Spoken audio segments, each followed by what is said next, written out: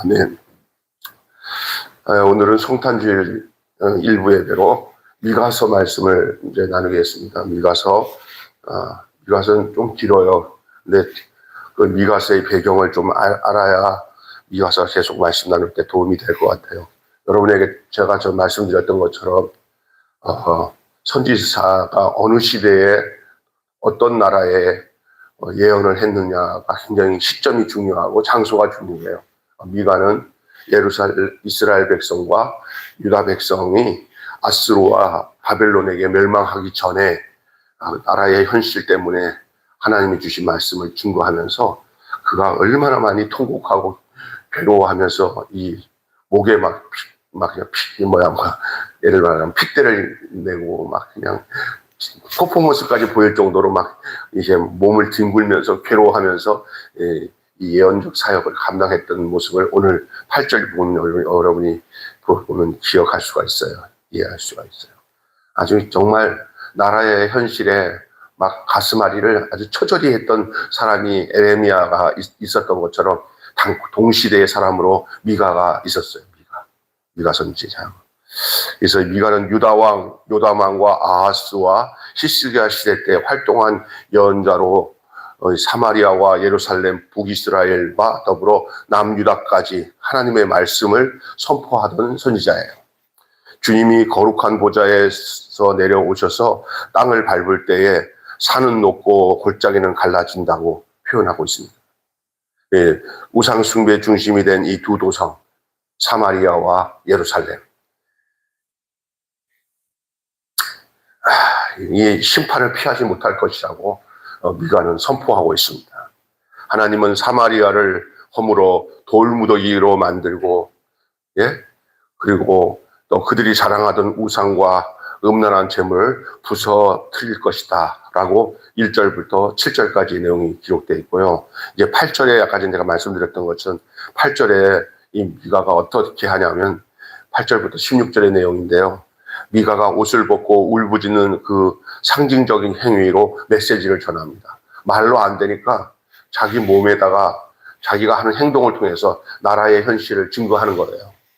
심판은 사마리아에게 그치지 않고 이제 남쪽 유다의 예루살렘까지도 번져질 것이라고 그렇게 선언하고 있습니다. 그는 여러 도시의 이름들을 비틀어 시처럼 경고하고 또 도시와 백성의 현실을 하나님의 시선으로 비춰주고 있습니다. 그러나 일찍이 서 있던 그 관찰자가 아니라 미리 그것을 봐서 그것을 이렇게 구경처럼 얘기하는 것이 아니라 애통하고 그 나라의 현실을 자기 현실로 느끼고 자기가 회개할 자인 것처럼 하면서 부르짖는 당사자였습니다. 우리가 어떤 것을 보면은 그 경기를 보는 사람들이 두 종류가 있습니다. 자기 아들이 권투시합에 나가서 권투를 하잖아요. 그러면 자기 아들이 아닌 사람들은 그냥 선수로 봐요. 그래서 구경을 해요. 잘한다 못한다. 그러나 자기 자식이나 자기 남편이 예를 들어서 권투 선수로 나갔다 그러면은 그 사람들은 그 사람이 자기와 동일해요.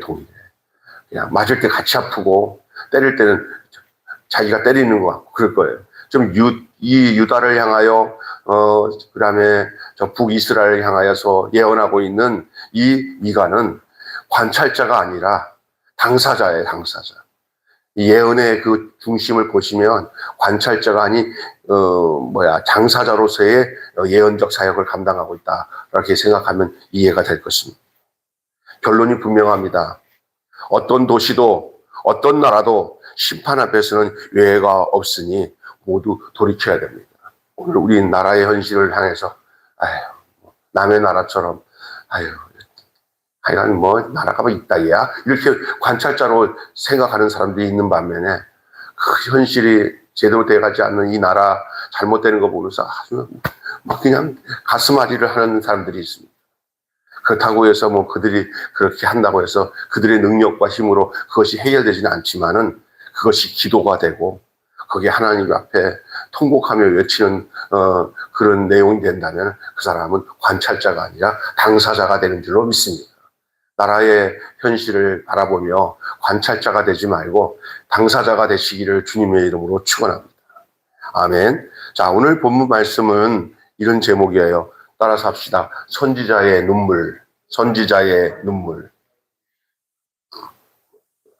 오늘 말하는 선지자는 누굴까요? 미가예요, 미가. 미가는 어떤 선지자인지 내가 이미 말씀드렸어요. 그 동시대에 함께했던 선지자가 바로 이사야, 에레미야, 다 미가 같은 시대의 선지자입니다. 미가서는 선지자의 눈물로 시작합니다. 시작할 때부터 눈물로 시작해요. 그러면 그 현실이 어떠한 걸 우리에게 보여주고 있는 거예요. 왜 눈물을 흘리겠어요? 좋아서 눈물을 흘리겠어요? 아닙니다. 이 시대를 향한 하나님의 정서가 무엇인지를 보여주고 있어요. 눈물을 흘릴 수밖에 없는 현실을 두고 이 예언자, 이 미가가 눈물을 흘리며 시작합니다. 선지자가 울고 있습니다. 애통하고 있습니다. 통곡을 하고 있습니다. 들짐승처럼 옷을 벗고 통곡을 하고 있습니다. 그만큼 이스라엘의 상황이 심각했습니다. 과연 가망이 없을까, 있을까 싶어요. 가망이 있을까 싶어요. 없을 것 같아요. 그런 불안함도 있습니다. 이는 하나님의 눈물을 반영하고 있는 것이에요. 이 누가의 눈물은 곧 하나님의 눈물을 반영하고 있다는 거예요. 문제는 이스라엘이 모르고 있다는 거예요.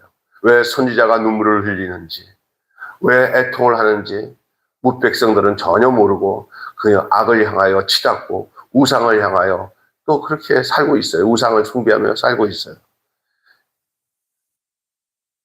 도리어 잘못된 정치 지도자나 당시의 권력자들은 자기들이 잘하고 있다고 생각하고 백성들을 회유하면서 우리는 잘하고 있다. 우리는 잘하고 있다고 계속 백성들을 속이며 회유하고 있습니다. 안일함에 빠진 거예요. 안일함에. 이런 상황을 어떻게 치유할까요? 이런 상황을 어떻게 해결할까요?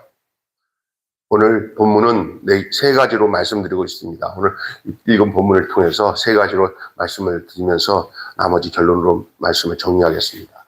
첫째는 심판의 묵시예요. 묵시라는 말과 비슷한 말이 계시예요. 아니면 보여준다 그런 뜻이에요. 심판을 보여주고 미리 보여준다 하는 게 계시고 묵시예요. 그러니까 심판을 미리 보여주는 거예요. 하나님께서 미가에게 이스라엘에게 임할 심판을 보여주셨습니다. 하나님은 친히 강림하셔서 사마리아와 예루살렘을 심판하십니다. 죄를 못 본 척 하는지 않고 그냥 하나님은 그냥 저들 백성들이나 국가 권력자들처럼 그냥 안 좋은 것도 좋다고 하면서 슬쩍 넘기지 않습니다. 하나님은 죄를 못 본 척 하지 않고 그대로 하나님은 심판으로 임하실 것이라고 말하고 있습니다. 하나님의 은혜만 강조하면 죄에 대한 심판에 대해서는 하나님을 가벼이 여기고 있지는 않은지를 돌아봐야 돼요. 우리 신앙생활하면서 사랑 하나님은 늘 모든 걸 덮어주시는 하나님이야 라고만 생각하면은 그 사람의 신앙생활은 올곧지 못하고 하나님이 원하는 삶을 살 수가 없습니다. 두 가지가 함께 가야 됩니다. 하나님의 사랑과 더불어 하나님의 엄유하심과 하나님의 심판에 대한 그 경고를 받아들일 줄 알고 하나님의 공의로움 앞에 옷깃을 열고 정신을 차리고 하나님 우리가 잘못하면 하나님이 우리에게 이렇게 심판하실 것을 저희는 알고 있습니다 하고 경각심을 가져야지. 안 그러면 그냥 잘못하다면 그 아주 버르장머리 없는 손주가 할아버지 수염을 잡고 흔들어대는 것처럼 돼버리면 안 되잖아요. 아이가 반듯하게 자라고 이렇게 커지려면은 어떨 때는 말하는 것도 이쁘게 하고 이렇게 정서적으로 잘 맞아야 되는데 지 멋대로 그냥 할아버지는 내 말 잘 듣는 할아버지야 하고는 수염 잡고 흔들어대면은 어느 시점까지는 아이고 알았다 이렇게 하지만 어느 시점에는 아버지나 엄마가 와서 회초리로 두들겨 패는 역사가 나타나는 줄로 믿습니다. 그처럼 우리 신앙생활도 모든 것이 좋다 하는 것이 다 좋은 게 아니에요. 잘못된 죄로, 잘못된 행위, 잘못된 삶 이것에 대해서 적당한 하나님의 분명한 심판과 징계가 나타난 것은 또 다른 하나님의 사랑인 줄로 믿습니다. 아멘. 그렇습니다. 이것을 얘기하고 있는 거예요. 죄에 대한 심판을 하시는 하나님을 가벼이 여기지 또는 이제 여기고 있지는 않은지를 생각해 볼 필요가 있는 것이 이 미가서를 통해서 미가가 전하고 있는 예언적 사역이에요. 두 번째는요, 심판을 보여주는 이 내용을 보여주고 있죠. 심판의 묵시인데, 두 번째는 곧 피할 재앙이에요. 곧 미칠 재앙. 곧 닥칠 재앙이라는 거예요. 곧 닥칠 재앙. 곧 닥칠 재앙. 이제 그게 먼 얘기가 아니라는 거예요. 곧 임한다는 거예요. 재앙이. 지금 미가를 비롯해서 당시에 선지자들이 전부 다 북이스라엘에서 사역하셨던 선지자들도 그렇고 남유다에게 사역했던 선지자들이 있지만 이 미가는 동시에 같이 사역했어요. 북이스라엘에도 전하고 남유다에도 전했어요. 북이스라엘은 아수르에게 멸망당하고 먼저, 그리고 조금 있다가 이제 남유다는 바벨론에게 멸망당해요. 그 어간에 있었던 선지자가 미가예요. 근데 미가가 이 두 나라를 향하여서 외쳐요. 망한다. 재앙이 닥칠 것이다. 하나님의 심판이 있을 것이다. 이렇게 얘기하는 거예요. 사마리아는 우상으로 인하여 하나님의 전면적인 심판을 받게 될 것이며, 이 심판이 사마리아만이 아니라 남쪽 유다까지 이제 임하게 되어서 예루살렘에 미칠 것을 미리 전해주고 있는 거예요. 북이스라엘이 너희 형제, 너희와 갈라져서 북의 이스라엘로 있는 이 북쪽 이스라엘이 심판받는 거 가지고 우리는 괜찮아, 그렇게 하면 안 된다는 거예요. 그것은 너희에도 닥친다. 곧 여기 북쪽 이스라엘이 멸망하는 것처럼, 심판당한 것처럼 너희도 좀 있으면 이런 심판을 당할 것이다 라고 예언적으로 경고하고 그것을 전하고 있는 거예요. 곧 미칠 재앙이에요. 곧 미칠 재앙. 예루살렘은 성전이 있어요. 그래서 어떤 면에서는 더 경건하고 또 하나님의 보호가 특별하게 있을 거라는 생각을 할 수도 있어요. 북이스라엘, 사마리아는 이미 내놓고 죄 짓는 거예요. 그냥 우상 숭배하고 그냥 이방 사람들과 뭐 다를 것 없이 그렇게 사니까 하나님이 보실 때 너희들부터 손 좀 봐야겠다 하고 손을 봤을 수도 있어요. 그러면서 남유다는 자기들은 성전도 있고 제사장도 있고 예배도 드리고 좀 나름대로 경건하고 이 예루살렘 성전을 누가 헐겠어 이렇게 자신만만할 수 있는데 그거 착각하지 말아라. 너희들에게도 이 미칠 것이다. 예루살렘은 성전이 있고 다윗에게 주신 언약이 있기 때문에 안전하다고 생각할지는 모르지만 성전에서 백성들의 죄악에 대해서는 계속 이 미가는 증언하는 거예요. 성전에 있다고 죄 안 짓는 게 아니라 성전이 죄를 짓는, 죄어도 되는 방패가 돼버리면 안 된다. 무슨 얘기냐? 우리는 성전 안에 있기 때문에 죄 져도 성전에서 날마다 양을 잡아서 바치면은 죄 문제를 해결하니까 하나님 우리를 도와주니까 우리는 마음 놓고 죄 짓고 마음 놓고 회개해도 된다. 오늘 기독교인들의 착각이 뭔지 아세요? 용서받을 구석이 있다는 것을 알고 더 용감하게 죄 짓는 구석이 있어요. 그게 뭐냐 하면은 죄 짓고 뭐 하면 되지? 죄 짓고 회개하면 되지. 세상 사람들은 죄 짓고 회개할 구석이 없으니까 더 무서워할 수 있는 부분이 있어요. 근데 잘못된 기독교인들은 어떤 일이 생긴지 알아요? 하나님의 그 죄사함의 은총을 자기 죄 짓는데 도구로 사용한다는 거야, 도구로. 그래서 얼마나 용감하게 죄 짓고 하나님 내가 죄 졌지만 하나님 앞에 나와서 예수님의 피로 죄사함 받으면 나 구원받고 용서받으니까 나 이번만 한탕하고 난 뒤에 다시 와서 하나님 앞에 용서받게. 이런 사람이 있어요. 없는 줄 알아요? 그게 교리적으로 그렇게 만들어놨어요. 그러니까 여러분 이런데 하나님은 이것을 더 가증히 여기셔요. 그걸 알아야 돼요. 이것이 요 시대의 이야기가 아니에요. 그 남쪽 유다에 있던 그 미가 시대, 미가가 이 예언적 사역을 할 때 그 유다와 이스라엘의 상태가 똑같단 말이에요. 세 번째, 포로가 되는 심판에 대한 얘기를 하죠. 결국 너희들은 심판이 어떤 모습으로 올 거냐? 너희들이 다 포로로 끌려갈 것이다. 포로로. 그 북이스라엘은요, 혼혈 정책을 썼어요. 아수르가 와가지고, 에이, 야, 너희들 완전히 피를 썩자 해가지고 막 그냥 자폰을 만들어서 막 이방인들과 결혼시켜가지고 막 예를 말하면 혼혈족들을 만들었어요. 그 혼혈족들을 새로운 이름으로 우리 명명할 때 그것을 사마리아인이라고 해요. 이건 이방인도 아니고 유대인도 아닌 그 중간에 특이 혼혈족이 사마리아예요. 그게 북이스라엘의 이스라엘을 향한 아수르의 정책이었지만 더 무서운 정책이 하나가 바로 이 남유다를 점령한 바벨론은 어떻게 했냐? 그냥 이 민족 자체를요 그 땅에서 끄집어가지고 이제는 이동시켜서 포로로 다 끌고 가서 나라를 잃어버리게 하는 그런 결과를 맞이하게 되는 거예요. 그게 바로 포로가 되는 심판이에요. 유다 도시들이 짓밟히고 슬픔과 애통에 사로잡힐 것입니다. 전쟁을 많이 치른 도시들은 병거와 준말을 의지하였지만 그것이야말로 시온을 타락하게 한 원인이었습니다. 저들은 하나님을 의지하기보다는 나름대로 병력을 보충하고 군대를 양성해가지고 우리가 우리 스스로를 지키는데 아마 이게 거기에 의지를 많이 했던 것 같아요. 그러나 그것은 자기들의 착각이지 외부에서 밀려오는 그 당시의 열방들의 군사력과는 비교도 할 수 없어요. 근데 사람들은 착각을 하는 거예요. 우리가 제일 세다.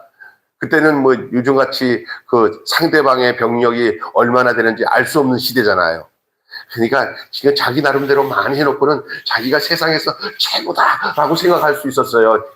그러나 역사를 볼 때 말하자면은 유다가 5이면요, 바벨론, 아수르 얘네들은 만이요 천이었어요. 그냥 상대도 안 되니까 그냥 콕짐으로 호흡 부르면 넘어가는데 유다는 뭐라고 하냐면 자기들이 이 세상에서 최고의 병력을 갖고 있다고 착각을 한 거예요. 아이들 좀 하면은 조금 무술 좀 배우고 하면 자기가 뭐 이소룡이나 된 것처럼 하는 애들 있잖아요. 그러다가 고수 만나가지고 한 방에 얻어맞이고 나면은 세상이 나보다 센 사람이 많은 걸 알아야 철이 드는 거 아닙니까? 이게 지금 여기서 나오는 이 유다가 그 꼴이에요, 그 꼴. 그런 모습이에요. 그래서 이들은 병거와 준말을 의지했어요. 나름대로. 그것이야말로 시온을 타락시키는 원인이었어요. 여러분, 이 세상에서 병거와 준말하고 한다면 오늘날 우리 같으면 권력이나 재산을 말하는 거예요. 돈이 힘이다, 권력의 힘이다. 이것을 의지하게 되면은 누구를 의지하지 않는지 아세요? 하나님을 의지하지 않습니다. 그것이 최고인 줄 착각합니다. 유다의 멸망의 내용에서 그것을 발견할 수가 있는 거예요.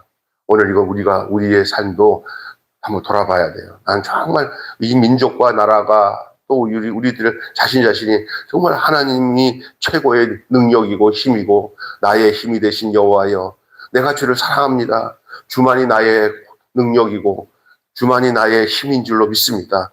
이래야 되는데 저들은 하나님 대신 무력을 의지했고, 그래서 그 이스라엘은 자녀들이 포로로 끌려가는 것을 보면서 수치를 짊어질 수밖에 없었던 사실이 오늘 미가서를 통해서 우리에게 보여주고 있는 내용이에요. 결론 맺고 마칠 거예요. 하나님의 백성이 죄로 무너지는 현실을 바라보며 그는 이스라엘과 함께 울었습니다. 각 성읍이 무너지는 것을 보며 그 비통함을 표현하고 있습니다. 이 시대를 향해 주님은 어떤 마음을 품고 계시겠습니까? 보기에 심히 좋다 하시겠습니까? 아니면 하나님의 마음을 헤아려 그 심정으로 기도하는 우리가 되어야 되지 않겠습니까? 한마디로 말씀을 매듭짓고 마치겠습니다. 이스라엘을 향한 유다 선지자 미가의 눈물은 이 시대의 백성들을 향한 하나님의 눈물입니다. 다시 얘기하시겠습니다. 이스라엘을 향한 유다 선지자 미가의 눈물은 이 시대와 백성들을 향한 하나님의 눈물입니다. 오늘 여러분은 예전에 이스라엘 백성의 역사 속에 나타난 미가 선지자의 이야기와 그 시대에 대한 내용을 지금 말씀으로 나누지만 이것을 우리에게 나누는 가운데 여러분은 오늘을 봐야 돼요. 오늘 우리의 현실에 이 미가가 뭐라고 말할까라는 말씀을 가지고 우리 나라를 보고 우리 교계를 바라보고 우리 자신을 바라보면서 하나님께 나아가는 그런 지혜와 은총이 여러분에게 있어야 될 줄로 믿습니다. 기도하겠습니다. 하나님 아버지, 오늘 선지자의 눈물이라는 말씀으로 함께 은혜를 나누었습니다. 이스라엘을 향한 그 유다 선지자 미가의 눈물, 그 눈물은 바로 오늘 이 시대의 백성들과 우리를 향해서 흘리는 하나님의 눈물인 줄로 믿습니다. 하나님, 대한민국을 불쌍히 여겨 주시옵소서. 하나님을 진정으로 의지하는 백성 되게 하여 주시옵소서. 이 나라가 하나님 아버지여 이 멸망했던 유다와 이스라엘처럼 망할까 심히 두렵사오니 이 말씀을 통해서 우리가 거울 삼고 우리가 경건한 하나님의 백성으로서의 그 위치에서 하나님께 나아가는 자들 다 되게 해 주시옵소서. 예수님의 이름으로 기도하옵나이다. 아멘. 찬송가 111장 그러시고